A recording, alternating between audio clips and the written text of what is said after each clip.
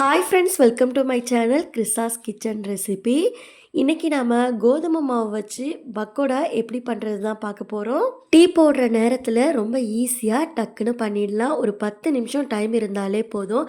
நல்ல மொறு மொறுன்னு கோதுமை பக்கோடா சாப்பிட்றதுக்கே ரொம்ப நல்லாயிருக்கும். வீட்டில் இருக்க குட்டீஸ்லாம் விரும்பி சாப்பிடுவாங்க. இப்போ வாங்க வீடியோக்குள்ளே போயிட்டு இந்த ரெசிபி எப்படி பண்ணுறதுன்னு பார்க்கலாம். ஃபஸ்ட்டு இந்த ரெசிபி பண்ணுறதுக்கு ஒரு பவுலில் 3 மீடியம் சைஸ் வெங்காயத்தை நீல வாக்கில் கட் பண்ணிவிட்டு சேர்த்துக்கோங்க. உங்ககிட்ட பெரிய வெங்காயமாக இருந்ததுன்னா 2 வெங்காயம் கூட யூஸ் பண்ணிக்கலாம். அடுத்து நம்ம இந்த வெங்காயத்தை கையிலேயே இது போல் நல்லா உதுத்தி விட்டுக்கோங்க. வெங்காயம் பார்த்தீங்கன்னா நல்லா உதிரி உதிரியாக இருக்கணும். அப்போ தான் பக்கோடா வந்து உதிரி உதிரியாக வரும், சாப்பிட்றதுக்கும் ரொம்ப நல்லாயிருக்கும். இப்போ பாருங்கள், வெங்காயத்தை நம்ம நல்லா உதுத்து விட்டாச்சு. அடுத்து நம்ம இதில் மற்ற பொருட்கள்லாம் சேர்த்துக்கலாம். 1/2 டீஸ்பூன் போல் சோம்புத்தூள் சேர்த்துக்கோங்க. அடுத்து 1 டீஸ்பூன் மிளகாய்த்தூள் சேர்த்துக்கோங்க. 1/4 டீஸ்பூன் பெருங்காயத்தூள் சேர்த்துக்கோங்க. அடுத்து இது கூடவே 1 டீஸ்பூன் போல் பொடியாக நறுக்குன இஞ்சி சேர்த்துக்கோங்க. அடுத்து கொஞ்சமாக பொடியாக நறுக்குன கறிவேப்பிலை, மல்லி சேர்த்துக்கோங்க. கூடவே ஒரு பச்சை மிளகாயை பொடி பொடியாக கட் பண்ணிவிட்டு சேர்த்துக்கோங்க. அடுத்து நம்ம கோதுமை மாவு சேர்த்துக்கலாம். 3 டேபிள் ஸ்பூன் கோதுமை மாவு சேர்த்துக்கோங்க. கூடவே 1 டேபிள் ஸ்பூன் அரிசி மாவு சேர்த்துக்கோங்க. அரிசி மாவு சேர்க்குறதால பக்கோடா நல்ல மொறு மொறுன்னு கிடைக்கும். இப்போ தேவையான அளவுக்கு உப்பு சேர்த்துட்டு இதை எல்லாத்தையும் கையிலேயே நல்லா கலந்து விட்டுக்கோங்க. வெங்காயத்தில் லைட்டாக ஈரப்பதம் இருக்கும், அதனால் இந்த மாவு வந்து எல்லா பக்கமும் படுற மாதிரி நல்லா கலந்து விட்டுக்கோங்க. அடுத்து 2 டேபிள் ஸ்பூன் சூடான எண்ணெயை சேர்த்துக்கோங்க. எண்ணெய் சேர்த்ததுக்கப்புறமா ஒரு ஸ்பூன் வச்சு எல்லா பக்கமும் நல்லா கலந்து விட்டுக்கோங்க. கை பொறுக்கிற சூடு வந்ததுக்கப்புறமா கையில் நல்லா கலந்து விட்டுட்டு அதுக்கப்புறமா இதில் கொஞ்சம் கொஞ்சமாக தண்ணி ஊற்றி நல்லா பிசைஞ்சு எடுத்துக்கோங்க.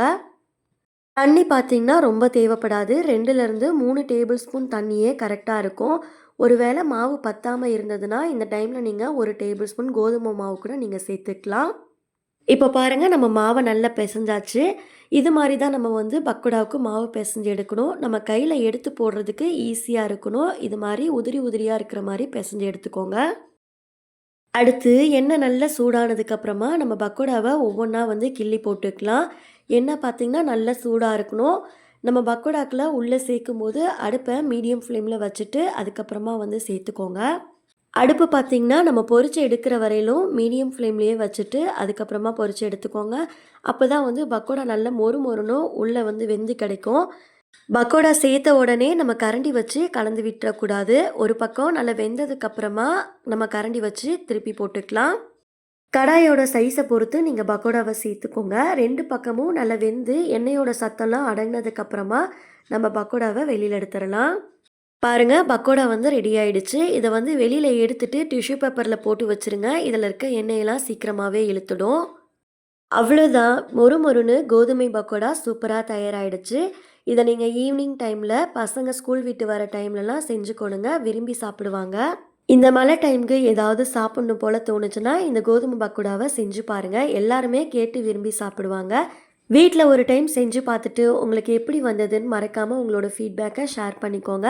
இந்த ரெசிபி உங்களுக்கு பிடிச்சிருந்துச்சுன்னா லைக் பண்ணி சப்ஸ்கிரைப் பண்ணிக்கோங்க. நெக்ஸ்ட் ஒரு ரெசிபி வீடியோவில் பார்க்கலாம். தேங்க்ஸ் ஃபார் வாட்சிங். பபாய்.